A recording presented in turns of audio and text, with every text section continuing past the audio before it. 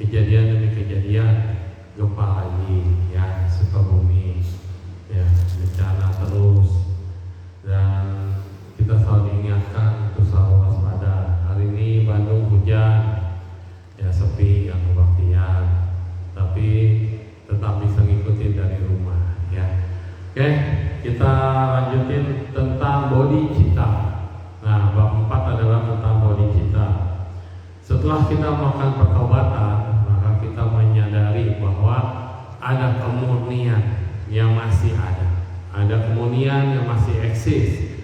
Marilah kita belajar dari para bodhisatwa dan berlatih pada jalan yang lurus, agar kita dapat membangun berkah, kebajikan, dan kebijaksanaan. Apa sih yang dicari dalam hidup ini?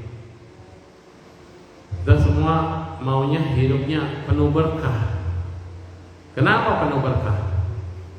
Supaya apa penuh berkah? Agar semuanya sun lili, semuanya lancar, semuanya diberikan kedamaian. Lalu berkah dapatnya dari mana? Dari kebajikan. Kebajikan apa yang kita lakukan? Dan setelah kita melakukan kebajikan, dapatnya apa? Endingnya apa selain berkah? Muncullah kebijaksanaan. Dan kebijaksanaan ini mutlak perlu. Kita harus belajar, harus banyak mendengar. Makanya arahat disebutnya sengwenxue, atau mereka yang mau mendengar dan belajar. Nah, lalu kemudian para Buddha selalu memuji semua bodhisatwa yang mau memunculkan tekad atau ikrarnya. Nah, lihat, semua busa punya tekadnya, punya ikrarnya. Di Cawa Busa, neraka belum kosong, aku belum akan jadi Buddha. Kuan Busa, bila ada makhluk yang masih menderita, aku tidak akan jadi Buddha. Wensu, bila ada yang belum bijaksana, aku tidak akan jadi Buddha. Ya. Nah, tekad pencerahan itu sendiri adalah Bodhi Manda atau altar tempat kursi pencerahan, ya, singgasana pencerahan. Dan itu akan menuntun kita pada pencapaian. Kita harus punya tekad. Semoga semua yang ada di sini tidak membiarkan kehidupan kita berlalu dengan sia-sia. Banyak orang nggak tahu hidupnya ngapain. Pagi dagang, pulang, capek tidur, terus gitu. Dia pikir dia sudah cukup kumpulin uang untuk siapa, anak cucu, dan habis udah selesai pensiun, tidak dagang lagi, makin pikun katanya, di rumah aja uring-uringan. Kenapa? Tidak ada tujuan lain selain dagang. Maka tidak ada waktu buat rekreasi, tidak ada waktu buat mengistirahatkan batin. Dan diistirahatkan cuan sama cuan. Batin istirahat di mana? Ya, meditasi, tamasya, rekreasi, healing. Ya. Nah, jadi bukan cuma cari uang. Kita juga perlu peningkatan batin kita supaya kita tidak buang-buang waktu. Jangan sampai menyesal di kemudian hari. Begitu udah sakit, bingung di rumah sakit mau ngapain. Saya udah ngalamin ranjang rumah sakit itu nggak enak. Mendingan di rumah diinfus daripada di ranjang rumah sakit. Benar nggak? Wah, diinfus pun tidak enak. Mending minum obat. Minum obat pun tidak enak. Mendingan jangan sakit. Ya kan? Kemudian kita pada waktu yang tepat ini harusnya kita menyadari bahwa kita terikat oleh yang namanya kekotoran batin. Maka hendaknya kita memunculkan segala upaya untuk pencerahan dan memiliki tekad agung ya, untuk pencerahan. Bila kita sudah menentukan tekad ikrar supaya semua makhluk bahagia, disinilah kita memiliki satu poin lebih. Apa poin lebihnya? Kita tidak memikirkan diri sendiri, kita tidak tapi kita memikirkan orang lain. Kita memikirkan kondisi-kondisi yang menderita dan semoga semuanya terbebas dari penderitaan. Lalu yang terkumpul dari perbuatan baik ini selama banyak kalpa, bahkan tidak ada bagian dari 10.000 kebajikan yang lahir dari tekad pencerahan. Itu adalah tidak tertandingi, bahkan tidak dengan perhitungan analogi apapun. Bila seseorang mempraktekkan kebajikan tanpa terlebih dahulu mengembangkan tekad pencerahan, jadi tekad kan penting. Sang Buddha katakan, cetana itulah yang kunamakan karma. Apa itu cetana? Kehendak, niat, tekad. Tekad aditana, niat cetana, tekad aditana. Lebih besar lagi dia. Cetana itulah yang kunamakan karma. Dan ikrar adalah lebih besar lagi. Maka kalau orang melakukan kebajikan tanpa dulu mengembangkan tekad pencerahan, sama seperti mereka yang membajak sawah tanpa menanam benih. Jadi tekad adalah bibit, tekad adalah benih, ikrar adalah bibit. Dia membajak sawah, tapi benihnya nggak ada, tanahnya doang yang gembur. Apa yang mau tumbuh? Maka selain bibitnya disiapin, tanahnya harus digarap. Nah, bibit dari mana? Bibitnya mau menjadi kecambah dan kemudian tumbuh. Karena itu tekad pencerahan adalah bibit yang harus ditanam dan harus tekad. Semoga kita bisa membalas kebaikan para Buddha. Semoga kita bisa berubah. Semoga kita bisa terbantu dan tertolong. Dan semoga kita bisa menyelamatkan lebih banyak lagi makhluk. Tapi makhluk banyak tuh yang gak mau ditolong. Nah, itu urusan mereka. Yang penting kita berusaha untuk membantu. Oleh karena itu Sang Buddha pernah memuji para dewa sembari mengatakan, memang bagus atau sancai ya, adalah seperti yang telah kamu katakan. Ya, apapun yang sama yang seperti kamu katakan. Ruru soso, ya kan, dikatakan memunculkan tekad pencerahan demi memberikan manfaat bagi semua makhluk adalah persembahan tertinggi bagi para Buddha. Tidak cukup memunculkan tekad begitu saja hanya sekali, kita harus melakukan yang berulang-ulang kali. Tekad adalah bibit, itu pun harus berulang-ulang kali kita nyatakan. Apalagi kita ingin sesuatu perubahan bagi diri kita. Berbuat baik nggak cukup sekali, menyadarkan diri kita nggak cukup sekali, bertobat nggak cukup sekali, harus berulang-ulang. Sehingga di hadapan para Buddha memunculkan tekad yang ikrar agung yang baik ini sebanyak butiran pasir di Sungai Gangga. Banyak banget. Supaya apa? Supaya kita nebar bibit terus.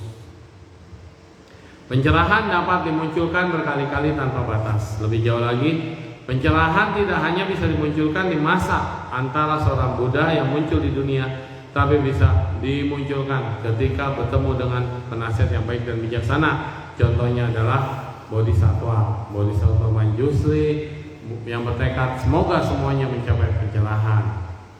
Nah, kita tidak seharusnya memandang rendah pencerahan. Pencerahan itu adalah suatu cahaya.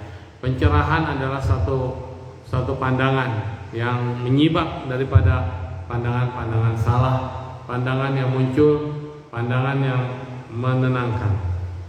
Siapapun yang dengan tekun mencari Buddha Dhamma dan menginspirasikan tekad ini, maka kita harus melihat kembali kepada sutra, bahwa prinsip-prinsip di dalam sutra kita menganggap teman dan musuh sebagai sama dan setara. Kenapa umat Buddha harus memperlakukan musuh sama dan setara? Kenapa? Karena musuh adalah sparring partner kita. Musuh adalah yang membantu kita melengkapi paramita. Tanpa ada musuh atau orang yang nyebelin, orang yang bikin kesel, mungkin paramita kita tidak berkembang. Oleh daripada itulah kita harus berterima kasih kepada musuh atau teman kita.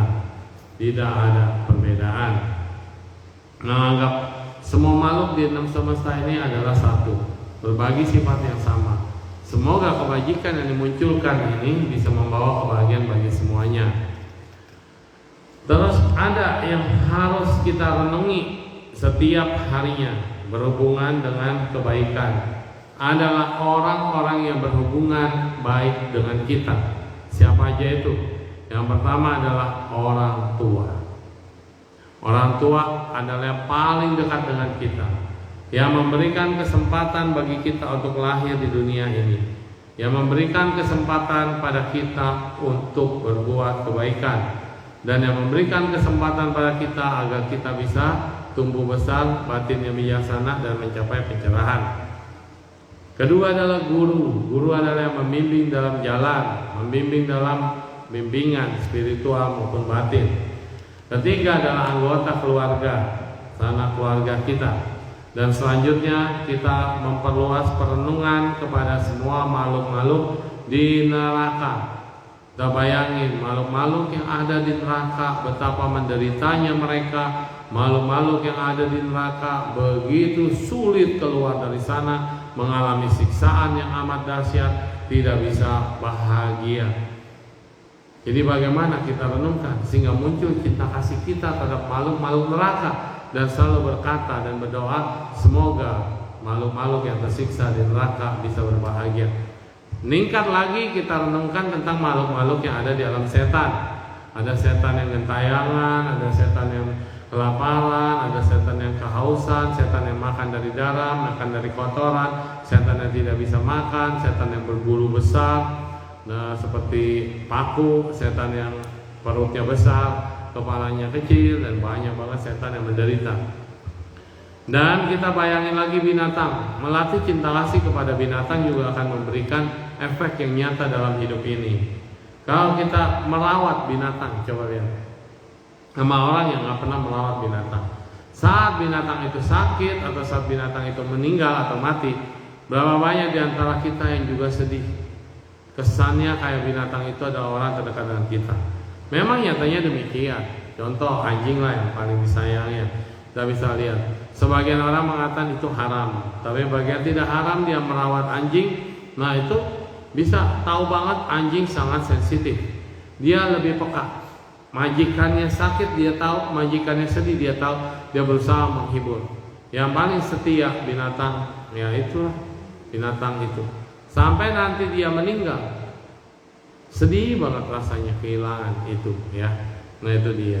Bahkan sekarang udah dibucinin tempat kremasi untuk anjing.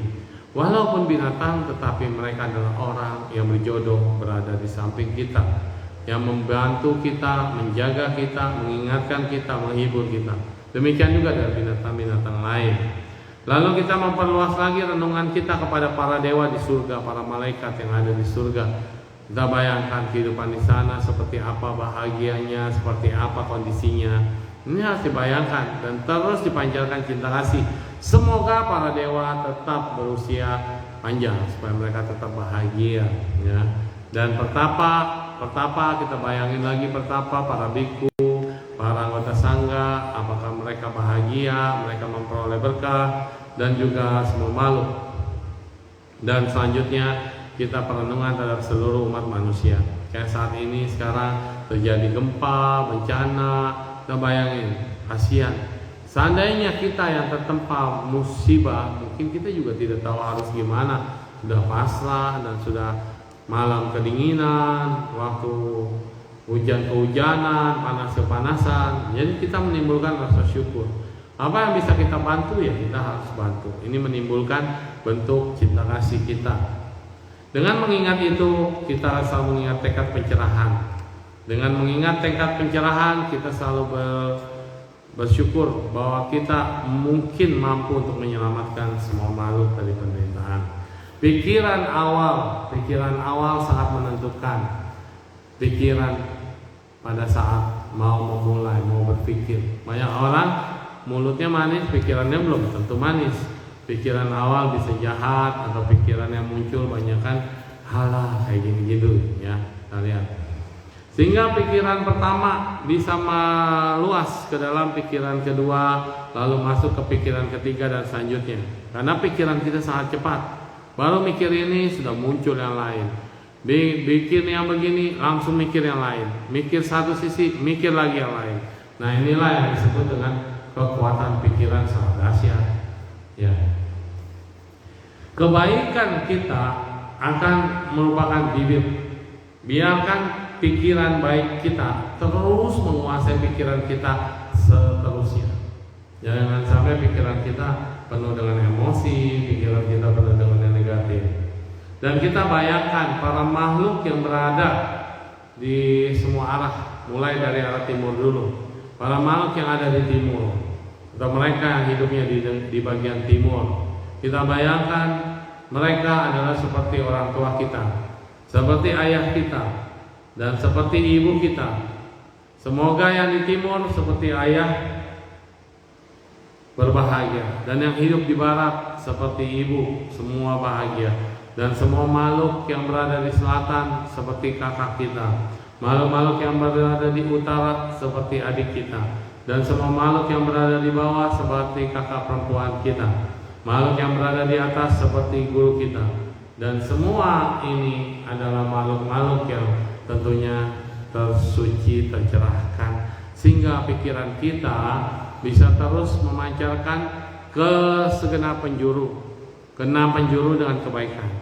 Kalau di kanan kita lihat ayah kita, kita menghormat; di kiri kita lihat ibunda kita; di belakang kita lihat adik dan kakak; dan dimanapun penjuru kita lihat guru, bawahan, semuanya dengan penuh cinta kasih. Ini adalah meta bawana 6 penjuru, memancarkan cinta kasih yang tulus dan ikhlas pada semua makhluk. Dengan melatih demikian, kita akan memancarkan pikiran yang sempurna. Karena semua arah kita bayangkan, semua arah kita jalani dengan cinta kasih, maka kita akan terlindung kembali. Dan dikatakan, berlindung atau berjalan kemanapun akan merasa aman dan nyaman, karena cinta kasih itu akan melindungi. Kita merenungkan lagi bahwa diri kita juga merasakan penderitaan yang mereka alami. Kita berempati namanya. Setelah berempati, lalu kita membebaskan dari tekad ini. Tapi ini tingkatannya sudah tingkat bodhisattva ya. Nah, hari ini kita menyatakan bahwa kita berkarma bersama. Kita tidak pernah meninggalkan tekad untuk menyeberangkan semua makhluk. Karma bersama. Karma bersama ini bisa dirasakan sama-sama. Satu tempat terkena gempa, tempat yang lain merasakan walaupun skalanya kecil. Ini adalah karma bersama. Maka penderitaan di ujung sana kita juga bisa rasakan. Apalagi sekarang ada media sosial begitu cepat. Kalau dulu kita nggak tahu ya. Kalau dulu mungkin nggak ada HP, kita mesti nunggu televisi, ada siaran berita baru tahu di mana gempa. Padahal waktu kejadiannya sudah goyang-goyang. Kalau sekarang saat ini terjadi gempa, saat ini juga kita bisa merasakan. Saat ini juga kita langsung bisa tahu. Bahkan dari belum lama lagi kemudian muncul di medsos, akan kelihatan korbannya banyak atau tidak, korbannya dari mana, sangat cepat sekali. Maka dunia semakin kecil. Nah, jadi kita katakan, kalau kami jatuh ke alam menderita pun semoga kita bisa memperoleh kebaikan. Kalau kami jatuh ke dalam 8 kesulitan, apa 8 kesulitan? 8 kesulitan adalah bertemu dengan seorang Buddha, kesulitan terbesar. Sulit untuk bertemu dengan Buddha, lalu sulit untuk belajar dharma kebenaran, lalu terlahir di alam neraka, terlahir di alam setan, terlahir di alam benua sebelah timur, dan kemudian kita terlahir buta, terlahir tuli, terlahir cacat, idiot, dan kita tidak ada terlahir di tengah-tengah di mana tidak ada dharma. Dengan menyadari ini, maka kita harus bersyukur. Saat ini kita masih bisa belajar. Saat ini kita masih bisa mendengarkan dharma. Saat ini kita tidak jatuh ke neraka. Saat ini kita tidak ada di alam setan. Saat ini kita berada di alam manusia. Dan kita bersyukur kita masih bisa diberikan kesempatan untuk melakukan kebaikan. Bodhicitta adalah pikiran yang muncul dari awal pertama, ya, itu yang selalu kita kembangkan. Bodhicitta adalah pikiran terhadap Buddha. Sekarang kita memperhatikan dan mengembangkan kasih cinta kasih kita ke 10 penjuru, terutama kepada 10 Buddha. 10 penjuru Buddha. Kita bayangkan para Buddha pernah hadir, pernah menjadi bodhisattva yang sangat lama sekali sehingga akhirnya merealisasi kebudaan, Buddha di masa lampau, Buddha masa sekarang, dan Buddha yang akan datang. Semoga seluruh bodhisattva dan para makhluk suci di seluruh penjuru menyaksikan dan membantu kami menyelesaikan ikrar kami dan praktek kami. Hari ini kami memperoleh banyak kebajikan. Hari ini kami menerima buah dari kebajikan karena bisa terlahir sebagai manusia. Bagaimanapun juga, kalau kita terlahir di alam manusia, kita terbebas dari alam penderitaan. Tetapi di alam manusia ini adalah alam di mana kita harus bisa mempertahankan. Jangan sampai jatuh ke alam menderita. Hanya dengan membuat ikrar yang luas, maka kita punya hati yang luas, hati yang besar, tekad yang agung, dan kita berharap bebas dari kemerosotan dan kekotoran batin. Dengan demikian berkah menjadi milik kita. Berkah ada pada kita karena kita terbebas daripada penderitaan. Dan milikilah hati yang penuh perhatian atau hati yang memiliki konsentrasi, sati sampajana. Kita pikirannya dengan perhatian, lalu kesadaran, bahkan kita merasa kita tidak sendirian. Banyak makhluk-makhluk yang mendampingi, makhluk-makhluk yang menjaga, makhluk-makhluk yang terus melakukan kebaikan bersama kita.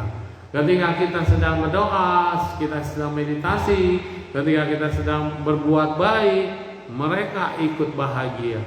Dengan selalu menyadari bahwa kita tidak sendirian, maka kita akan merasa nyaman, aman, tenang, tentram. Kalau kita merasa ketakutan, kita cemas, kita ketakutan sendirian, maka yang muncul adalah hawa-hawa negatif. Dan ketika kita pikir ada setan, ada hantu, ya mereka memang ada.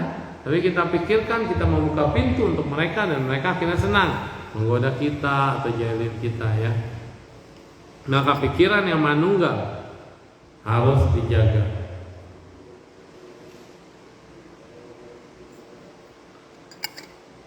Dengan pikiran penuh kebaikan, dengan sekarang kami bertekad untuk mencapai kebudaan. Kenapa tekad ini penting untuk mencapai kebudaan? Emang kita bisa mencapai kebudaan sekarang? Oh tidak. Tetapi setidaknya tekad ini akan selalu ada dalam pikiran kita, dalam alam bawah sadar kita. Ketika kita menyatakan semoga saya akan mencapai kebudaan, berarti pikiran, ucapan, dan perbuatan kita harusnya selaras. Masa calon Buddha masih memaki-maki, masih marah-marah, masih hajar orang, berantem, angkat golok? Kan nggak mungkin. Calon Buddha masih mendendam, calon Buddha melakukan hal-hal yang tidak baik. Nah, maka itu kita menghormati orang lain juga sebagai Buddha. Dengan demikian menghormati orang lain sebagai calon Buddha, kita akan senantiasa selalu berbahagia. Toleransi di Buddhis sangat luar biasa. Jangan mundur dari tekad yang pernah dibangun. Kami akan memilih merasakan penderitaan di neraka awici daripada kami harus mundur dari tekad suci atau tekad mulia. Maka tekad itu penting, ya. Dengan bertekad kita memiliki ketulusan. Kita bisa bernamaskara dengan menyentuh tanah dan perhatian kita. Semoga semua kesalahan yang pernah kami lakukan dengan ucapan, perbuatan, dan pikiran, sengaja maupun tidak sengaja, bisa diakhiri dan di stop sampai sini. Dan selanjutnya kami mampu untuk membantu dan menolong makhluk lain. Lalu kemudian info, ya. Nah, dengan kekuatan ini kami bernamaskara. Semua para Buddha disebutkan. Bukan hanya untuk diri sendiri, tapi menyeberangkan semua makhluk di 10 penjuru. Tekad ini untuk mencapai kebijaksanaan. Mereka yang mengembangkan berbagai pandangan salah. Mereka yang mungkin sedang melatih sang jalan tapi belum memahami ciri-ciri dhamma sejati, maka kami berikrar untuk menyelesaikan tugas-tugas ini sehingga kami mencapai kebudaan dan berlindung pada kekuatan Buddha, Dhamma, dan makhluk suci dengan menggunakan segala kemudahan-kemudahan atau upaya kausalia. Kemudian namaskara lagi. Dan setelah itu kita lihat di sini adalah Buddha memiliki kekuatan cinta kasih dan belas kasih agung, kekuatan kebijaksanaan agung, dan kekuatan yang tak terbayangkan, kekuatan pengendalian diri yang tidak terukur, kekuatan menaklukkan dan menundukkan empat mara atau iblis ya, yang kita kenal, atau dewa penggoda, Brahma penggoda mara. Yang pertama mara penggoda adalah skanda mara. Skanda mara disebut adalah mara yang menghalangi pembebasan diri kita.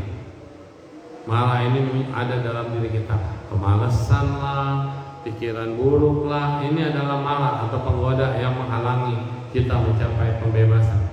Yang kedua adalah kilesa mara, adalah kekotoran batin yang menghalangi kita mencapai melihat pencerahan, kotoran batin. Lalu kemudian seperti kesalahan, kebencian, dan kebodohan. Yang ketiga adalah mrityu mara kematian. Mara kematian ini disebut sebagai mara karena menghancurkan daya hidup makhluk yang ada di dunia ini. Mara kematian adalah kita mau hidup, susah untuk hidup, pikirannya udah capek, bunuh diri aja, susah. Nah, ini mara kematian. Nah, terus udah hidup tapi nggak mau hidup. Gimana udah hidup nggak mau hidup? Sebodoh amat lah, pokoknya saya tidur aja lah, nggak mau ngapa-ngapain lah. Nah, itu marah kematian. Anda belum mati tapi pikirannya sudah mati. Yang keempat terakhir adalah dewa putamara. Nah, dewa putamara ini adalah mara yang mengganggu setiap lahirnya bodhisattva. Lalu kemudian memujuk bodhisattva supaya udah jangan melakukan samadhi-lah. Buat apa mencapai kesucian? Begitu sudah suci, sudah secara sempurna berkata, kamu sudah mencapai kesempurnaan, buruanlah parinibbana. Selesai sudah tugasmu, ngapain lagi hidup? Nah, akhirnya marah, ganggu terus. Terus ketika punya murid, marah muncul lagi. Udah ada sangga di dunia, sudah ada yang ngajar, sudah ada yang gantiin kamu. Udah buru-buru parinibbana. Dan terakhir sebelum parinibbana juga akan muncul lagi. Itu dewa putamara ya, mara yang selalu menggoda. Ya, bahasanya menggoda. Dengan kekuatan tak terukur untuk menghibur makhluk hidup, kekuatan tak terukur untuk menghancurkan penderitaan, kekuatan tak terukur untuk membebaskan makhluk di alam neraka, kekuatan tak terukur untuk menyelamatkan makhluk beta, kekuatan tak terukur menolong makhluk yang lahir sebagai binatang, kekuatan tak terukur untuk menerima dan menyeberangkan para asura, kekuatan tak terukur untuk mengumpulkan manusia, kekuatan tak terukur untuk mengatasi arus keluar dari para makhluk surgawi maupun para petapa. Waduh, ini kekuatannya yang dahsyat luar biasa ya. Nah, dikatakan uliang ani seng li uliang tuan cu ku nao li uliang cito ti li uliang cito kui li uliang cu pa cu seng li dan lain-lain. Kekuatan tak terukur ada uliang tanpa batas. Bagaimana kekuatan yang tanpa batas ini bisa menghancurkan penderitaan? Waduh, sulit. Membebaskan makhluk dari penderitaan? Sulit. Kekuatan untuk menyelamatkan makhluk-makhluk setan? Sulit. Karena sulit inilah maka kekuatan ini tidak terukur. Tapi bukan tidak ada banyak makhluk yang berhasil untuk melakukan hal ini. Tetapi kita sebagai makhluk yang masih diliputi kekotoran, kita hanya baru bertekad, semoga kekuatan tak terukur ini bisa menjadi milikku. Semoga kekuatan ini bisa menyelamatkan. Itu doang. Minimal tekad dulu, tekadnya. Lalu kemudian dengan kekuatan untuk sepenuhnya menghiasi 10 bumi, 10 kondisi. Kekuatan menghiasi tanah murni, kekuatan menghiasi dan berkah untuk menghiasi buah kebudaan, menghiasi buah kebudaan, tubuh dharma, menghiasi pencerahan sempurna. Nah, kita hanya bisa berdoa dan bertekad ya. Semoga para Buddha dan para Bodhisattva di 10 penjuru hingga ujung ruang angkasa memungkinkan semua makhluk hidup di 6 tingkat alam dan 4 jenis kelahiran. Di sini Buddha sudah sering mengatakan ruang angkasa, semesta, universe. Ada banyak bumi, ada banyak matahari, ada banyak bulan, ada banyak gunung Semeru. Artinya tata surya kecil, tata surya sedang, dan tata surya besar itu Buddha sudah ketahui bahwa bumi ini ada banyak, ada galaksi, ada klaster tanpa batas ya. Jadi bumi bukan cuma satu, Mungkin kita punya saudara di bumi-bumi lain ya.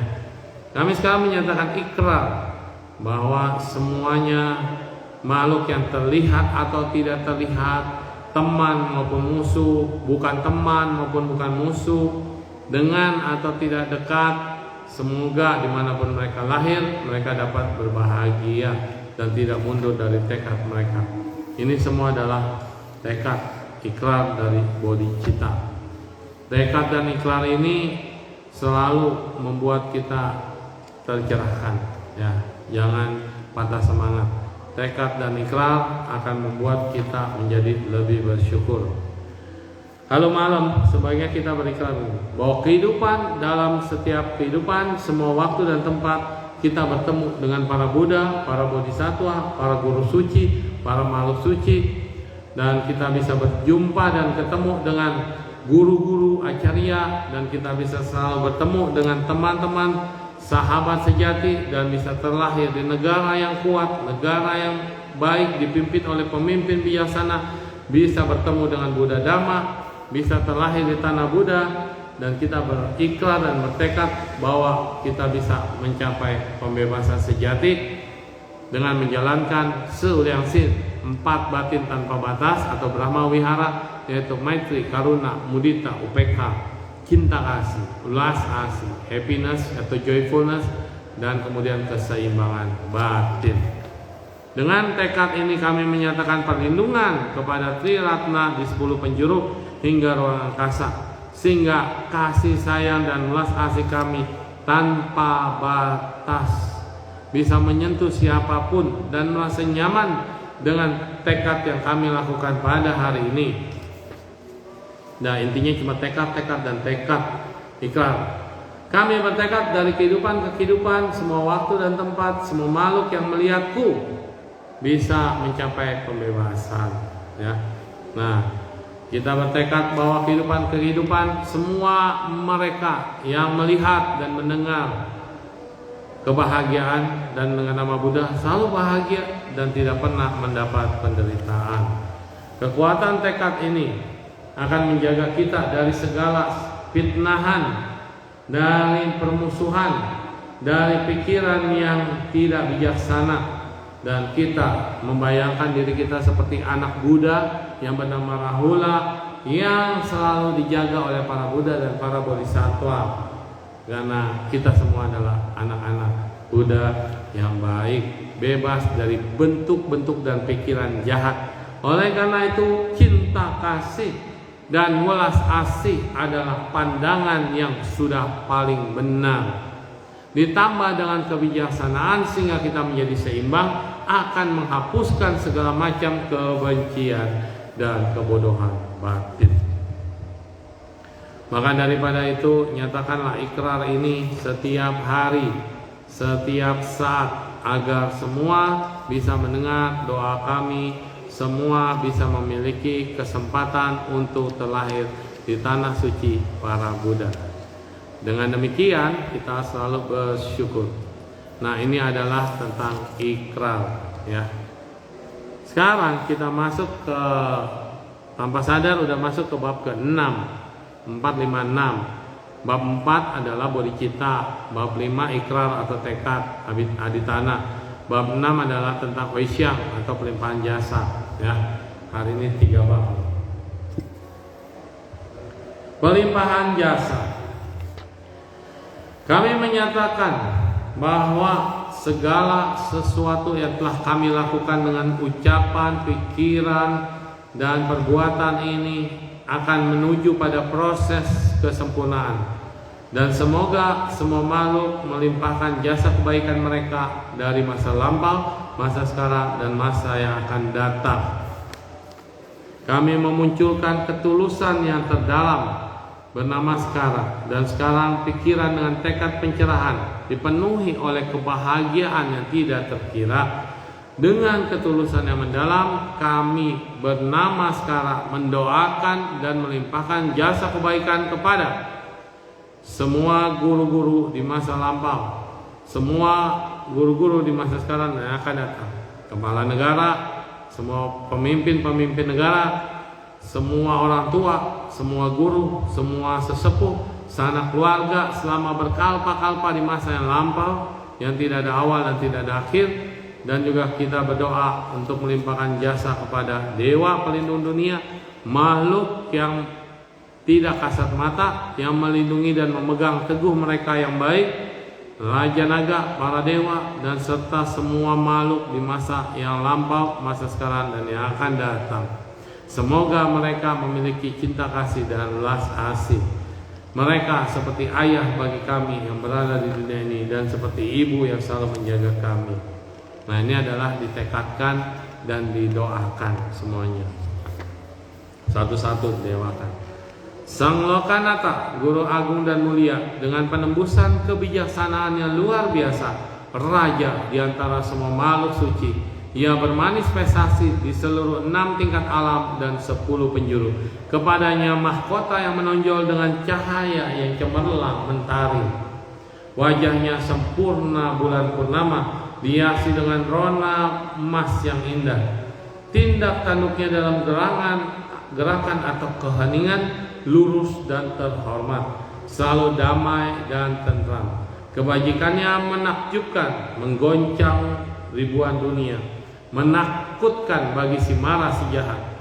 3 pengetahuannya benar-benar menerangi. Ia mengetahui karma masa mendatang, mengetahui karma masa lampau, dan bisa mengetahui pembebasan di masa sekarang. Menyebabkan banyak makhluk-makhluk yang tersadarkan, banyak makhluk jahat menjadi baik. Melihat makhluk-makhluk yang tidak baik, ia pasti akan menyelamatkan mereka, tidak membenci mereka, bahkan membimbing mereka supaya terbebas dari penderitaan.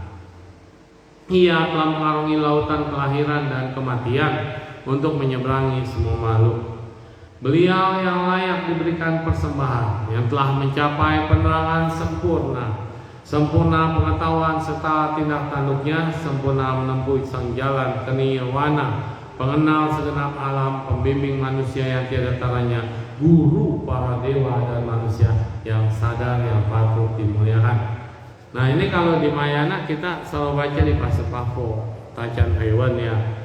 Kan Rulai Ingkong Chen Tian Se Ming Xing Chu San Se Se Xian Jie O San Se Diao Yi Jiang Fu Bian Ren Se Se Jun. Ya kan, ini adalah Buddha Nusanti atau perenungan terhadap Buddha. Dengan sebab dan kondisi yang muncul dari berkah dan kebajikan memunculkan tekad, semoga kaisar, putra mahkota, raja, pengiring mereka, mulai sekarang mereka juga mencapai pencerahan. Semua pemimpin, semua presiden mencapai pencerahan. Dan kita berdoa kepada orang tua, sanak keluarga di masa sekarang dan masa lalu yang tak terhingga, semoga mereka juga mencapai pencerahan. Dan semua yang tadi sudah didoakan, ya di sini diulang satu-satu, semuanya disebut satu-satu, semuanya diakhiri. Akhirnya kita selesai untuk bab ini ya. Akhir pertobatan. Tubuhnya yang menakjubkan ini adalah Gata, dihiasi segudang kebajikan. Saat tinggal di surga Tusita, ia turun untuk terlahir di istana yang mulia dengan penuh cinta kasih, penuh tanda agung dan karakteristik yang mulia itu. Terlahir dari ratusan berkah tanpa meninggalkan singgasananya di bawah Bodhi. Ia pun pernah bersama-sama untuk naik ke surga Trayasti Mesa. Semoga Raja Pencerahan memperluas cinta kasihnya yang agung, bersimpati pada kami, menolong semua makhluk yang ingin belajar dan berjodoh dengannya, dan menyaksikan ketulusan kami dengan mata dharma yang cerah dan sempurna.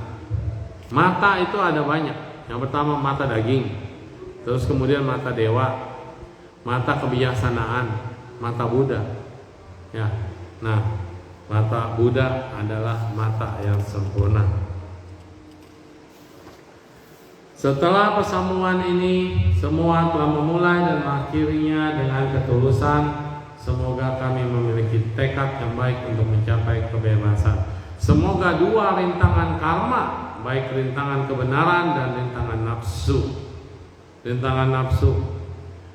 nafsu keinginan, ya, mencair. Semoga kami bisa merealisasikan 2 kesunyataan, dari diri kita dan segala fenomena untuk mencapai kemurnian. Semoga kami tidak pernah tinggal dalam dua jenis pikiran terbalik atau pikiran piantau. Pikiran terbalik adalah pikiran ilusi, ya, pikiran yang benar menjadi salah, salah menjadi benar. Dan semoga kami tidak dipenuhi oleh pikiran yang mendua, dan kami bisa merealisasikan prinsip kebenaran dalam Dhamma. Dan semoga dua jenis kesabaran ada dua jenis. Yang pertama adalah kesabaran atas segala situasi, dan kedua adalah kesabaran dalam praktek menuju pencerahan. Ini dua jenis kesabaran. Dalam pelatihan kebijaksanaan dan bisa menyelesaikan dua praktek. Dua praktek ini adalah menuntun pada berkah dan menuntun pada kebijaksanaan. Semoga kebijaksanaan yang sempurna menjadi lengkap. Semoga kata pertobatan ini setelah dibacakan dan permusuhan bisa diselesaikan, kebijaksanaan bisa didapatkan, berkah bisa meningkat, dan kita semua bisa terbebas dan bisa terlahir di surga Traya Stimsa. Kami berkumpul di 3 persamuan Buah Naga dan menerima ramalan secara pribadi dari Buddha Maitreya. Ini Buddha Maitreya adanya di Sarga Tusita, bukan Traya Stimsa, ya. Nah, Buddha Tusita. Dan ini sudah selesai, ya. Jadi pada hari ini kita sudah bahas bab 4, bab 5 dan bab 6. Jadi semoga bisa diperoleh kebenaran ini, ya. Pertobatan banyak buku. Kenapa kita harus lakukan? Karena kejahatan kita juga nggak berhenti, bertambah terus. Pikiran jahat kita ini luar biasa, powernya kuat. Orang udah jalan baik, orang udah jalan benar, pikirannya melenceng terus. Orang udah mau jadi yang sempurna, tapi pikiran ini ya masih ada celah. Makanya ada dikatakan lo xie, ada lo xie. Pembelajar yang tidak ada bocor dan pembelajar yang masih bocor. Kalau lo xie adalah mereka yang sudah sempurna. Lo xie adalah kita yang masih bocor. Tapi kita dalam keadaan proses belajar. Dan proses belajar ini tidak bisa sendirian. Proses belajar ini dilakukan bersama-sama. Maka hari ini adalah hari purnama. Jadi hari yang baik, hari yang bagus untuk menanam bibit kebaikan. Kalau dari catatan Buddha Dhamma, kalau pas bulan purnama dan terjadi gempa, ada yang dilahirkan di hari itu. Pas purnama dan terjadi gempa, pasti gempa ya, ada yang lahir. Biasanya itu bukan orang sembarangan. Nah, mungkin lahir bodhisattva atau anak-anak baik atau mereka yang punya misi di dunia ini. Kembali lagi kita tanya, misinya apa ya? Kenapa kita dilahirkan? Apa misi kita? Kalau kita cuma dilahirkan terus nunggu tua, lalu nunggu mati, atau kita dilahirkan cuma buat keluarga kita, atau kita dilahirkan cuma untuk cari uang, apa dilahirkan cuma untuk gitu-gitu aja terus kemudian mati sia-sia. Tidak, saudara-saudara. Kita semua punya misi, yaitu misi kedamaian. Mengapa bumi ini semakin lama semakin hancur, semakin menderita, semakin tidak bisa damai? Ya ulah manusia. Pohon ditebangin, AC menggantikan angin jendela. Jadi coba kita bayangin AC ya, sebenarnya AC nih. Ini membantu kita di dalam ruangan tambah dingin, tapi di luar ruangan tambah panas. Sehingga di dalam gedung semuanya dingin, di luar tambah panas. Satu rumah punya 10 AC.